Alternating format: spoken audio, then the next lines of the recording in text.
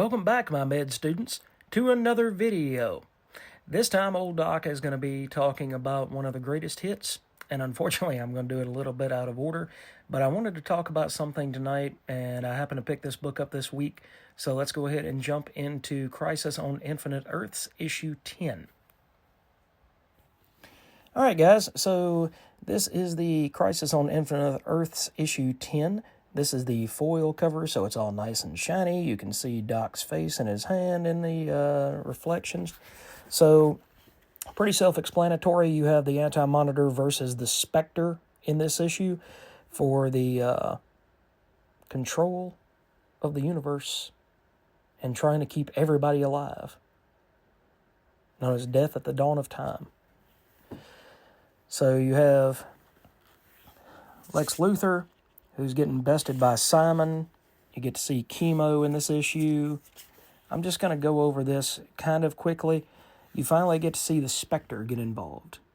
The Spectre is one of my favorite characters from DC because he's the wrath of God. He could theoretically end any type of supervillain shenanigans that he wanted to at any time.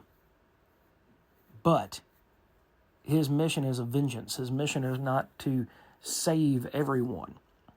So at that time, the Spectre only got involved when the odds were the greatest. I remember that couple of issues where the Spectre went against the darkness in Swamp Thing.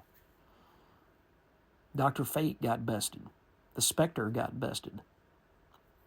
All of these characters that you would have thought would have held the moral high ground against this darkness, against, practically pure evil. And yet it was the Swamp Thing that willingly walked inside of that darkness. And since he was searching for himself, he tried to help the darkness find out who he was. But anyway, to get back to this issue, we have the greatest stakes imaginable because we've come to almost the end of the miniseries. You only have 2 issues left. But the Anti-Monitor is trying to make his big push to create his own universe and solidify his own power.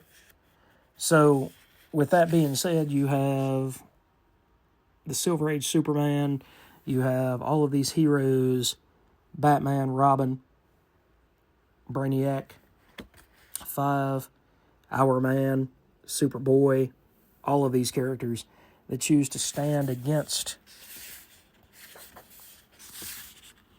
his ultimate plan, which is, the story is that Krona, this character here, opened a window and he reached out, and when he reached out, he touched the hand of God, is how the story went.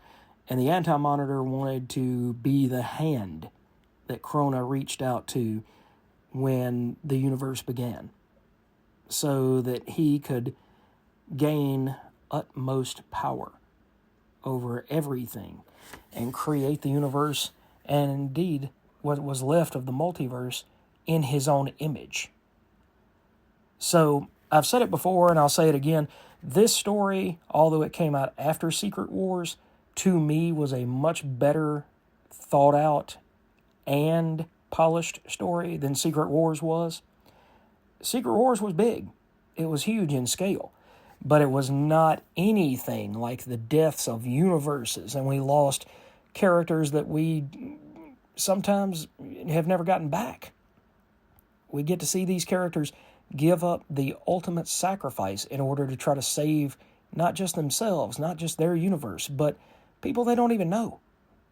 Because that's what heroes do. So, I don't know. Maybe this is why I don't relate to a lot of DC characters, is because the Silver Age characters like Barry Allen and the original Supergirl, things like this, were irrevocably changed or killed in this miniseries.